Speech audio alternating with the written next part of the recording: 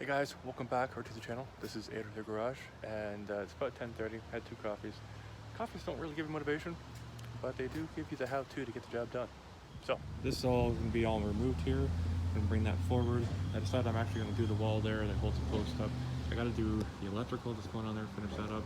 I had some other ideas, but I'm just going to button it up, get it done, seal it off, and then we'll be moving on.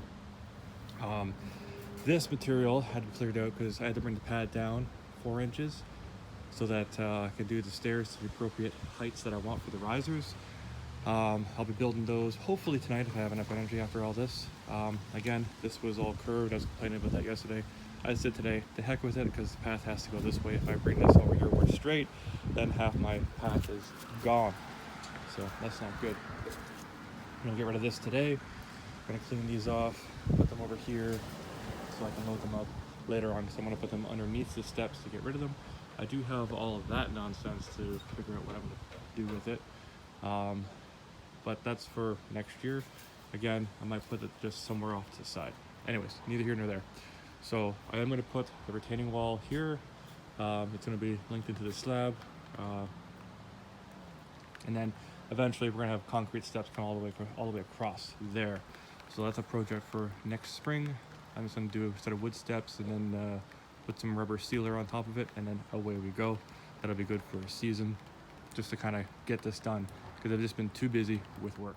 So I was talking about yesterday that I get depressed sometimes and I just can't bloody well work.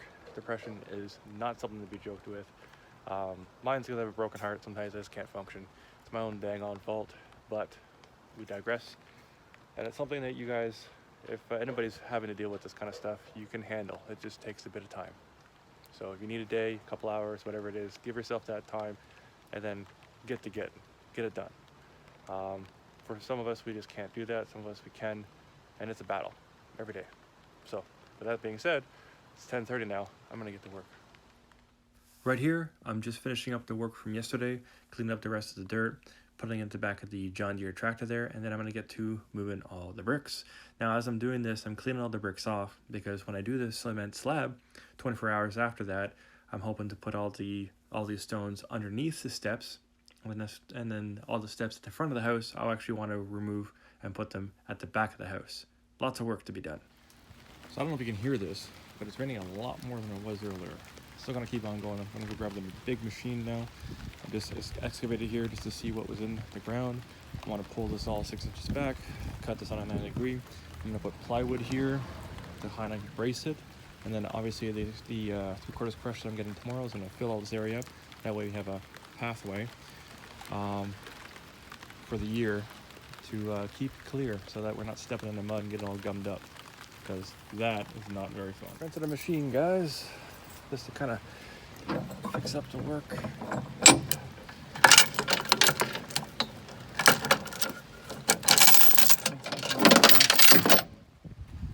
That's a ratchet, and this is a ratchet.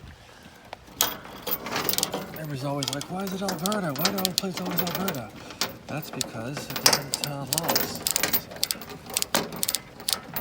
That's why you have all your U-Haul trucks. Always looking for form out.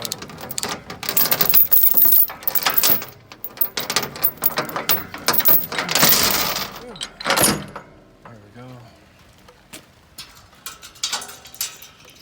I only took a 4-hour rental this time. Wrong way. Tricky when you're doing this all one-handed. Yeah, good painted now.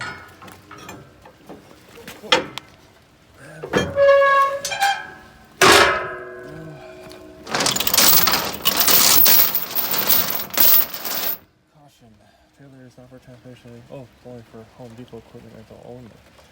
Because people probably would rent it for other things too. I thought about it, not gonna lie. Oh, I could probably put some concrete on this. There's probably other trailers for that stuff, but it is what it is. So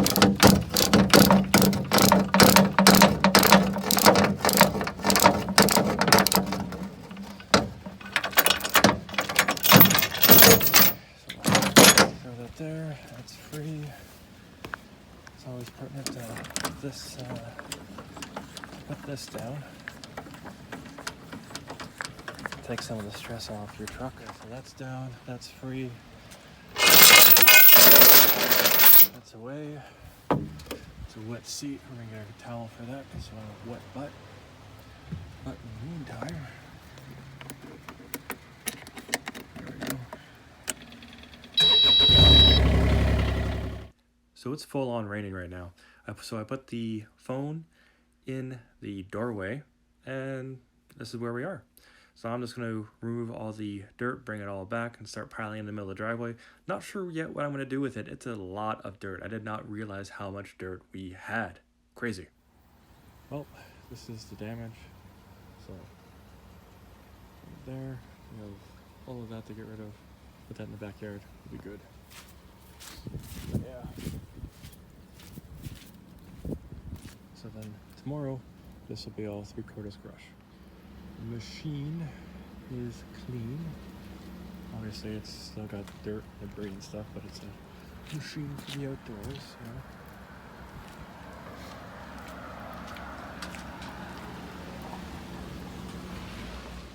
Home Depot, because you can see by the Home Depot toppers. Anyways, they charge you for a 4-hour rental $300 flat. They return to me $71.93, which includes $19.50 because I brought it back full. It was given to me 7/8 3/4 of a tank, and oh my god, now I'm blocked in. This is awesome. There, if you look behind me there, that's what I get for making a YouTube video when I should have been driving away. Yeah. Anyways, brought the machine back clean and fueled it up, so they're happy. So I got $20 back, even though it was the damage protection was $26.99, and I don't take that because I have insurance for that, so I accidentally paid for that. So kind of one for the other. That all being said, everything's done. Now I go back to the house and clean up. So I spent a couple hours cleaning up, and I ended up walking outside just as my Amazon packages were being delivered, which is kind of cool. Anyways, that being said, we are now ready for the stone delivery tomorrow, whenever that decides to show up.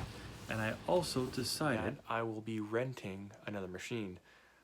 This will be the front end loader. They call it the Dingo. Not sure why, but it's basically the thing that you walk behind and or you sit on a. It's got a little caster and it's got a little level thing. Kind of looks like. Honestly, I guess I'm too tired to even properly explain this. But here's a picture. This is what a Dingo looks like.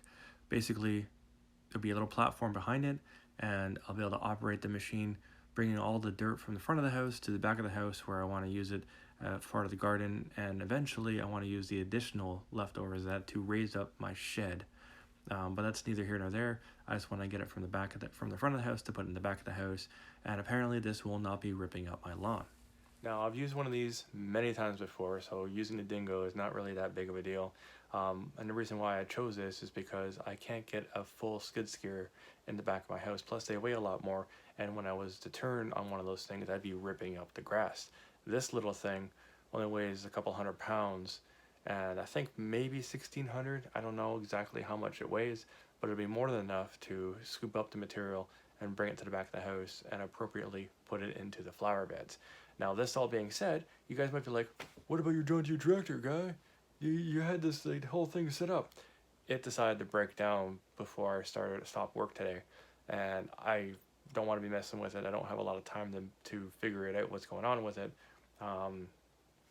That's what you have when you have old machines, and this one was never taken care of when I bought it. I thought it was, and right now it sounds like it's another fuel issue, so it could be that the electric pump from China is now broken. It was a very cheap pump. I just wanted to do like an electronic fuel, and I was actually already thinking of switching it back to the mechanical fuel pump because then I can idle it down and idle it up. Now going forward, I will probably get around to doing that. I just don't have enough time to pull it all apart and get some fuel injection line, because the fuel injection line I did buy that was for fuel actually shrunk, and then that was an additional problem which I made a video about, but I didn't upload it yet.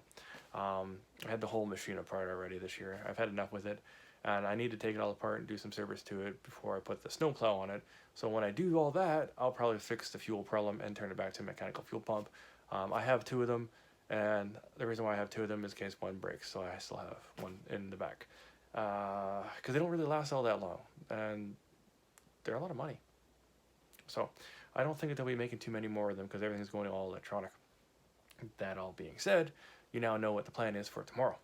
So since you guys are up to date, and we have a plan. It's not set in stone yet because I'm poured the concrete. I'm hoping to do that tomorrow. Probably going to be Saturday. So, y'all be safe. Y'all have a good night. Please like, share, and subscribe. If you have any questions, comments, concerns, leave them all down below, and I'll get back to you as soon as I can. And as always, the cheesy's coming. Peace. Stay safe.